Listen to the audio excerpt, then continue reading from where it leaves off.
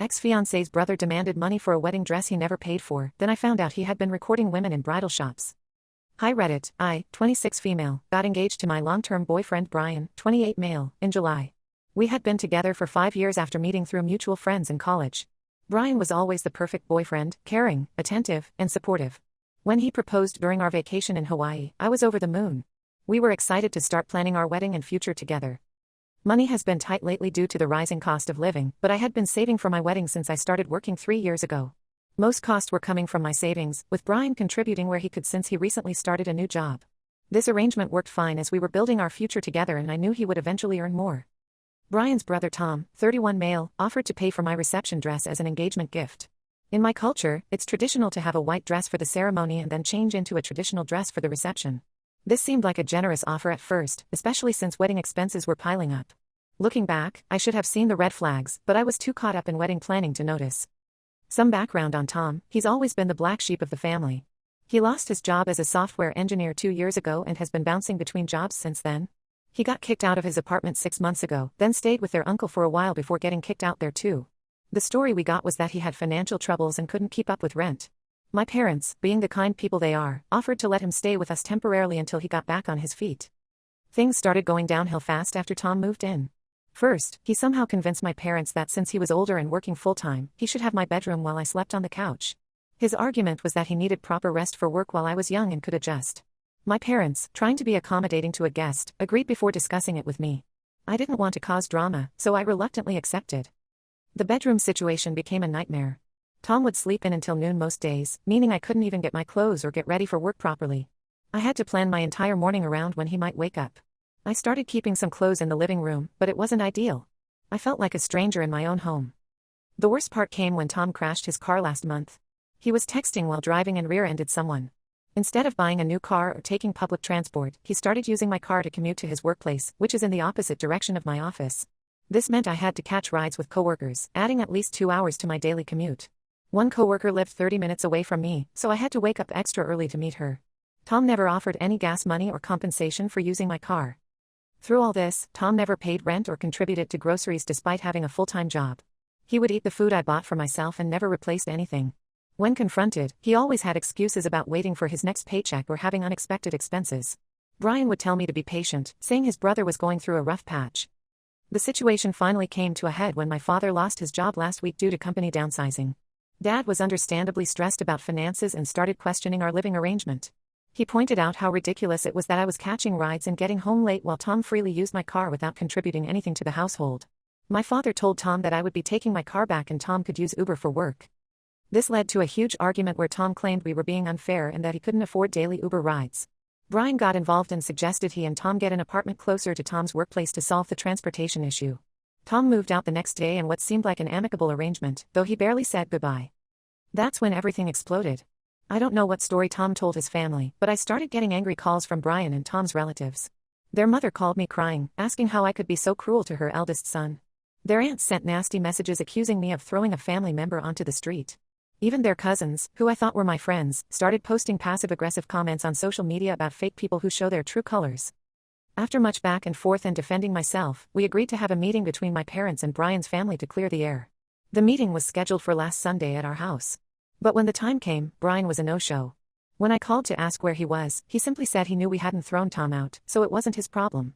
He said he was tired of all the drama and didn't want to get involved. I was stunned. The man I wanted to marry couldn't be bothered to help deal with his own family's drama or defend his fiancée against false accusations.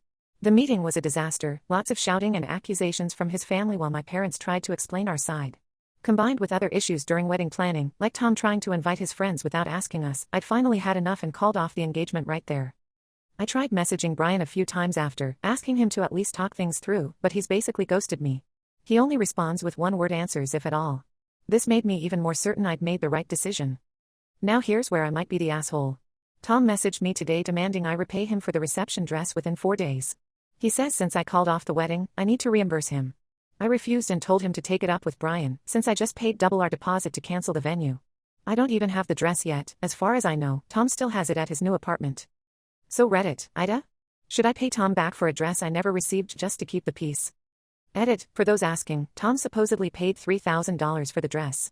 However, I never saw any receipts and haven't actually received the dress yet. Update 1. Thank you all for the overwhelming support on my original post. The comments really helped me see things clearly. A lot has happened in the past 2 weeks that I need to share with you all. After my post went viral, several people advised me to contact the boutique directly about the dress situation. I took their advice and called the shop last Monday.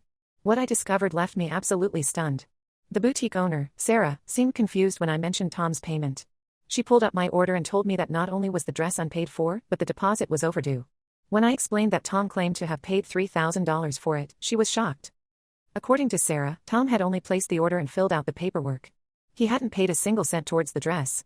The total cost was indeed $3,000, with a required deposit of $1,500 that was supposed to be paid when placing the order.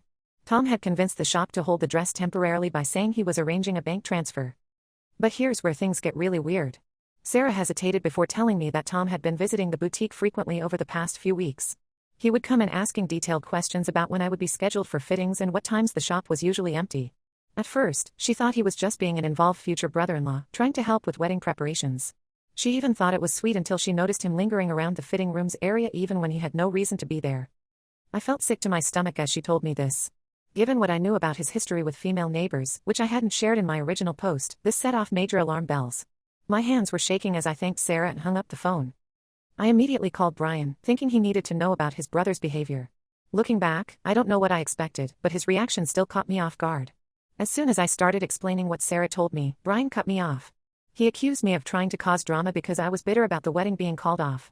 He said I was making up lies about Tom to get revenge. When I brought up Tom's past incidents with neighbors, Brian got really angry. He said I was just repeating baseless rumors and that those women had been crazy stalkers who were obsessed with his brother. According to Brian, Tom was the real victim in those situations. I was shocked. This was completely different from what Tom had told us when he needed a place to stay. While I was still processing this conversation, Tom started blowing up my phone. He sent aggressive messages demanding the $3,000, claiming he had proof of payment. When I asked for receipts, he got defensive and said his banking app was having issues. Then he switched tactics and said even if he hadn't paid yet, I still owed him the money because he committed to buying the dress. I blocked Tom, but he started messaging my friends instead. That's when things got even uglier. He began spreading rumors that the real reason I called off the wedding was because he had caught me cheating on Brian. He claimed he had evidence but conveniently couldn't share it because it would hurt his brother too much. This is completely false. I have never cheated on anyone in my life. But some people are actually believing him. 3 of my close friends called to ask if it was true. Even my coworker who used to give me rides texted to say she was disappointed in me.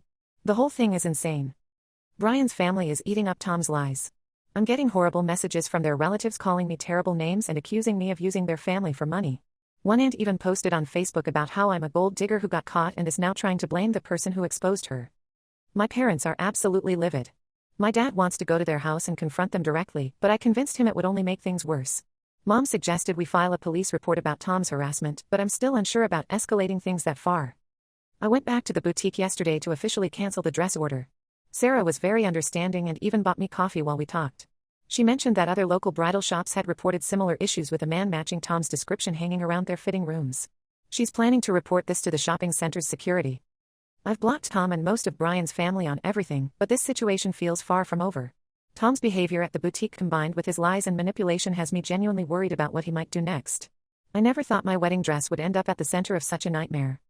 I'll update again if anything major happens, but right now I'm just trying to focus on moving forward and repairing the damage to my reputation. Thank you all for your support and advice. Edit: a lot of people are asking why I didn't know about Tom's real history with his neighbors before letting him stay with us. He told us he had financial troubles and his neighbors made up lies about him because he refused to date one of them. We believed him because Brian backed up his story. I know now that was naive of me. Update 2.